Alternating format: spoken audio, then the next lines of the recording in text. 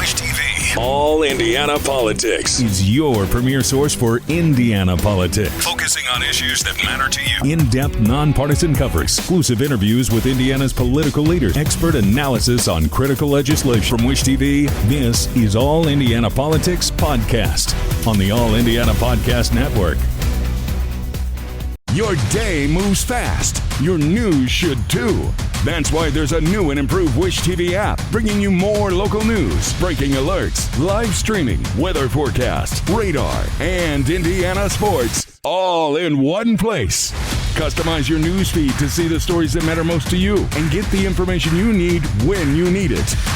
Download the new and improved Wish TV app today on iOS or Android and take News 8 with you everywhere.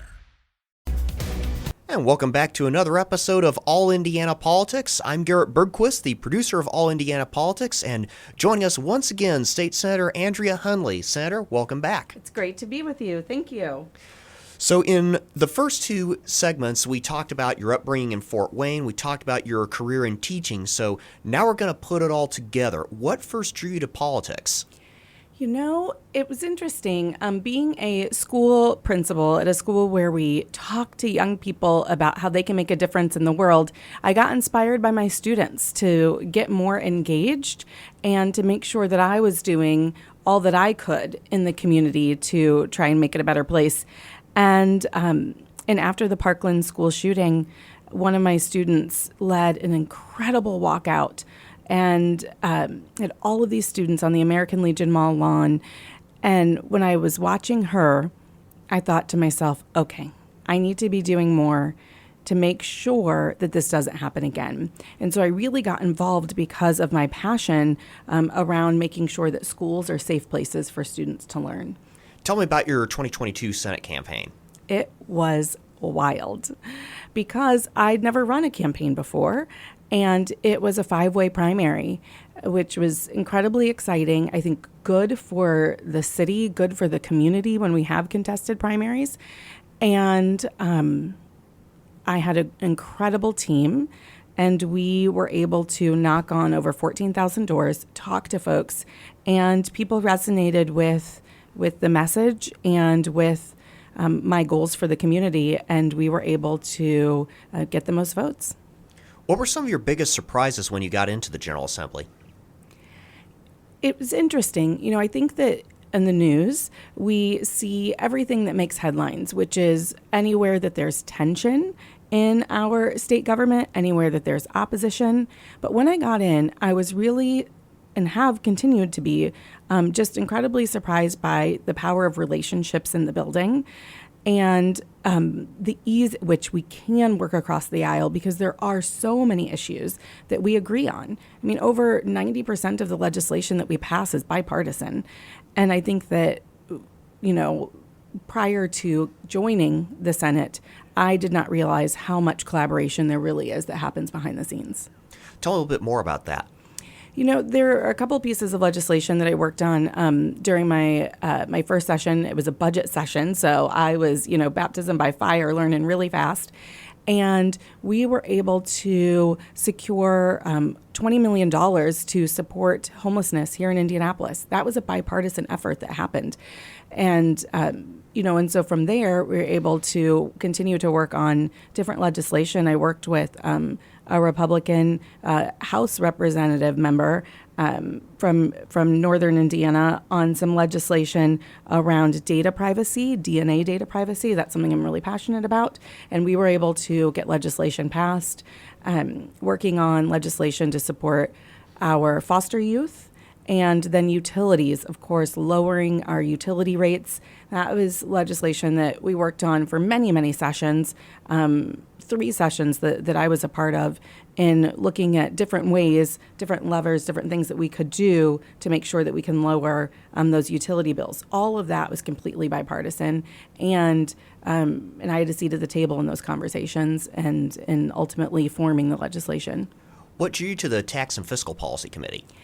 We know that really that is where the key decisions are made about how we spend the dollars of hard-working Hoosiers. I mean, every single dollar that goes into the state budget is coming from taxes. It's coming from the pockets of the folks in the community who are working really hard.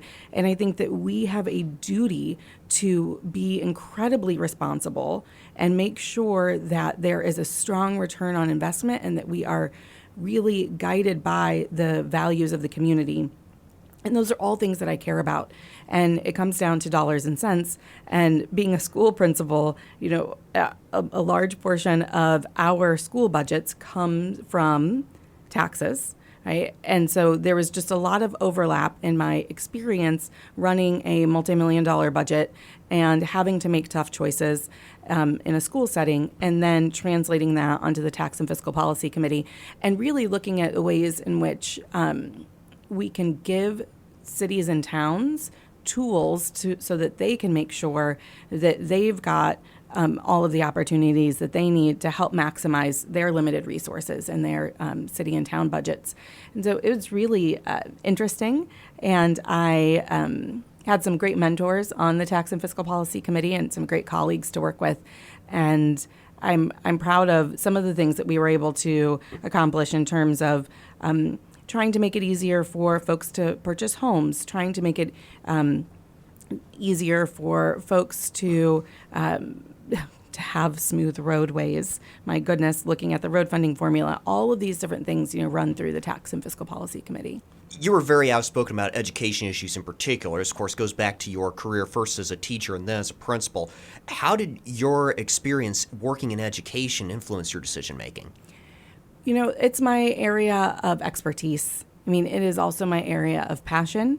And I know that when we have decision makers sitting at a table, and the last time that they were in a classroom when they themselves were in school, then we have a problem. Things change rapidly in the education world, and I think it's really important that I was able to lend my voice to conversations and lend my expertise to conversations around what's best for schools and ultimately for children and for teachers. That's really what we're talking about. It's not just buildings, right? It's the actual folks who are working in those buildings, who are doing the most important work in a community. I will say it time and again, because you are doing heart work.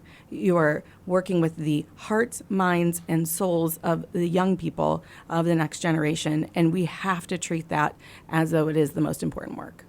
What do you think were some of your biggest legislative accomplishments? I think that being on the Utilities Committee, and I was our ranking minority member, and working on legislation that ultimately became what was House Bill 1002, and passing the legislation that helped to really rein in our investor-owned utilities and look at ways that we can lower utility costs for folks. I also think on the healthcare space, working on legislation that has helped, especially with maternal health care and lowering barriers to accessing medications. Some of it's really in the weeds, like around step therapy protocols and not having to jump through hoops when you need postpartum medications. But all of that is really important work. I'm very, very proud of that. And then on the education front, I will tell you that was a lot of hard work, some of the most frustrating work in the ways that Indianapolis and Indianapolis Public Schools in particular were targeted in terms of education from the State House. But I do think that we're able to block some even more harsh legislation from passing. And so I'm proud of my accomplishments of what I was able to get done, and then also the harm that I was able to stop. A quick side note here for our listeners who are not quite familiar. The low-numbered pieces of legislation in both chambers are always those that are designated as high-priority pieces of legislation by the Republican supermajority. In the Senate, it'd be Senate bills 1, 2, 3, 4, etc. The House bills, it's always a 4-digit number, so it's a 1,000 series bill, essentially. What did that mean to you getting to work on House Bill 1002, the utility bill? It was incredible, and I'll tell you that the session prior, I had brought forth several bills that would have helped lower utility costs, and we couldn't get them over the finish line.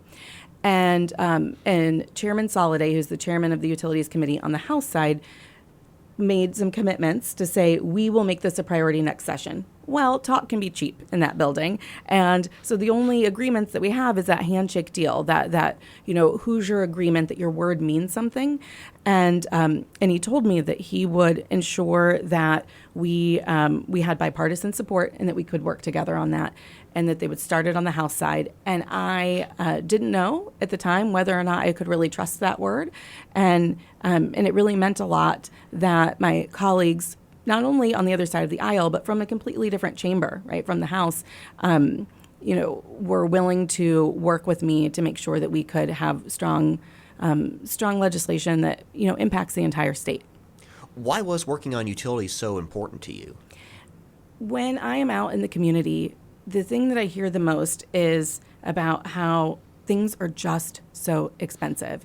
I mean, our car notes are expensive, our grocery bills are expensive, our heating and cooling bills are expensive. Everything is expensive. And so thinking about what are ways that I can actually address the wealth issues, the wealth gaps, and then the affordability issues for Hoosiers it was just a critical piece for me. And, that's what impacts my neighbors. That's what impacts the families that I serve as a principal. That's what impacts the folks that I go to church with, right? And so thinking about how can we create the most impact for the most people, and working on issues of utilities is a key piece. What do you think are some of the biggest misconceptions that people have about the General Assembly? I think that many folks don't understand what work we can actually do in the General Assembly. And I think that we put a lot of emphasis on what happens out in D.C., what happens in Congress, what happens in the White House. But folks aren't always looking at what's happening in our state house and the ways that has a direct impact on day-to-day life. I mean, I also served on our Veterans Affairs Committee. We have ways in which we can make life easier, better for our hardworking veterans who choose to stay in Indiana and choose to call it home. Like that, those decisions are made in our state house. I also served on our elections committee. We have ways that we can make elections more accessible, and yet the General Assembly has chosen time and time again to make it harder to access the ballot. Whether that was, limiting the types of IDs that you can use, or whether that is changing the voting window, narrowing that down, or narrowing down the number of locations that people can vote, not allowing for absentee ballots. I mean, Indiana has one of the most restrictive voter registration systems out of any state. That is decided in the state legislature. And so there is a lot that we could be doing to shift life for Hoosiers, and it's decided in the General Assembly. On a somewhat lighter note, I understand you were also part of a motorsports caucus in the General Assembly. Absolutely. Okay, so I am a sixth-generation Hoosier, and we do love auto racing. And part of the motorsports caucus, and our job is to help to promote and elevate motorsports in Indiana, which I was very excited to be able to do. I'm also on the Trails Caucus, and that, again, important that when Holcomb was governor, we were able to get dedicated funds to help expand our trail system. It was the Next Generation Trails program. That's incredibly important. And then, I'm part of our Women's Caucus and the Black Legislative Caucus. There are a lot of different groups that these caucuses are bipartisan and they are bicameral, so they both are in the Senate and in the House. And sometimes those are the only opportunities that we have to work together across all of those types of lines. We also have a caucus that's it used to be called the our Millennial Caucus, but now it's called the Futures Caucus. And so it was for everyone under 44 years old. And that caucus was really interesting. We would have folks like a professor from Purdue come in and talk to us all about AI and the impacts of AI, things that are really, on the cutting edge that we need to make sure that we understand. And again, that's an opportunity for all of us in a certain demographic across party lines and across chamber lines to be able to come together and work on legislation and then learn together as well. That's probably something that a lot of our listeners might not fully understand is you've got your formal system of committees in the General Assembly, and this is true in any legislative body, but you also have these informal caucuses, such as the ones you just described. Correct, yes. And that's where a lot of the behind-the-scenes work happens, and that surprised me, coming into the General Assembly. We also have a small business caucus, and that was incredible. I mean, we heard from small business owners from all around the state. They would come to meet with us, and we would learn from them what we could do to try to elevate their opportunity to access money, capital, to expand their businesses. And we would meet at the governor's mansion to have those caucus meetings. And there was really important work and a few pieces of legislation that came out of those discussions that were straight from Hoosier small business owners talking to us as legislators. And that's different than a committee hearing where sometimes those can be a bit tense or contentious. Yeah, it's a little bit more of a behind closed doors. You get a chance to speak informally. Correct. Yeah. Why did you choose to run for mayor of Indianapolis rather than a second term in the Senate? I love working on policy. I love getting into the weeds on policy, loved working on policy. But what I realized is that I love my community here in Indianapolis, and my heart work, the work that I am most passionate about, is the work of being in community with people and working on supporting neighborhoods, working on supporting small businesses, working on making sure that we have strong educational systems because a whole community needs that, and then working on the economic development side. And policy is slow work.